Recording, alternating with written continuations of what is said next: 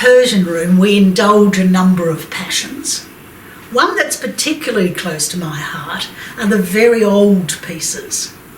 They range from the rural, rustic, simple pieces right through to supremely sophisticated, refined work. This is a Kansai Confederacy piece of weaving. The Kansai Confederacy was a loosely knit group of 5 tribes that were at their peak for weaving between 1850 and 1900.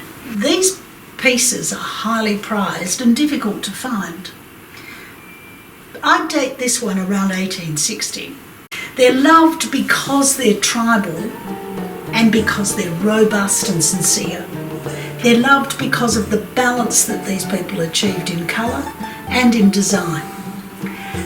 The 3 medallion look is very typical, particularly down around the Shiraz area. And in this one, with the oat-coloured field and the intricacy in the middle, it's a wonderful focal point when you're looking at the carpet.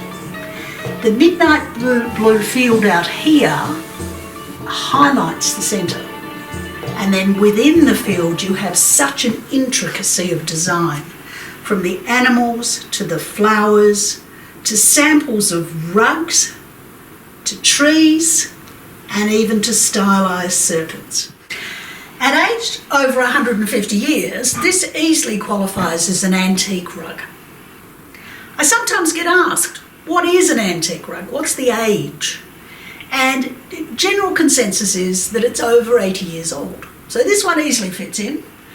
The next one is much younger, but it is also within that group. And in many ways, it is the opposite of what we've just been looking at. This is a Tabriz rug made probably in the last 10 years or so of the 1800s. It is a workshop rug and the style is known as Hajar Jalili.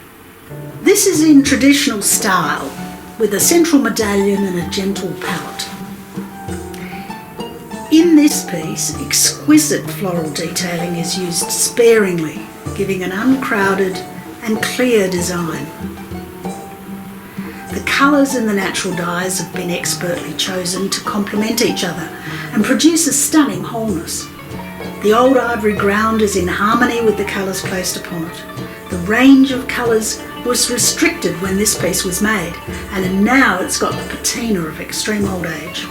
Almost velvet-like in its fineness of weaving and luminous wool, this work exudes both luxury and refinement. Being rare, collectible and in wonderful condition, this rug is one of a kind. This is a masterpiece of a rug that gives the more you look at it.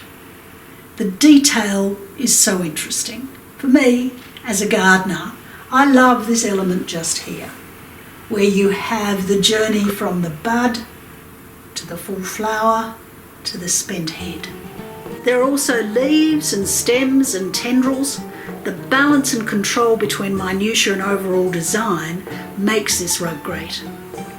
This master weaver understood that less is more.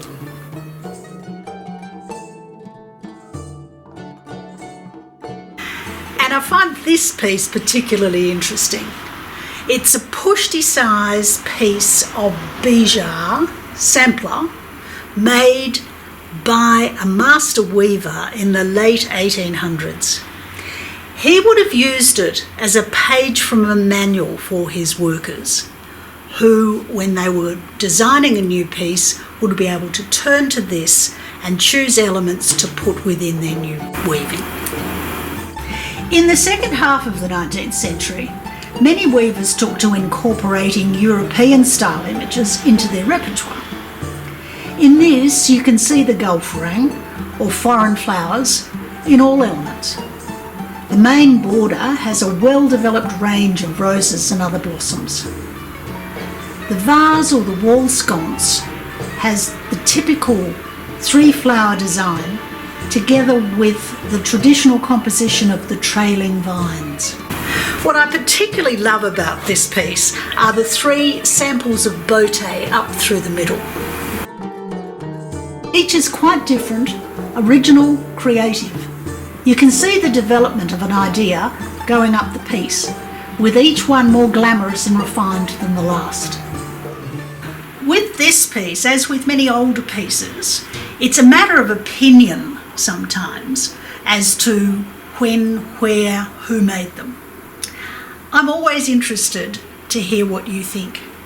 I'd love to get an email from you.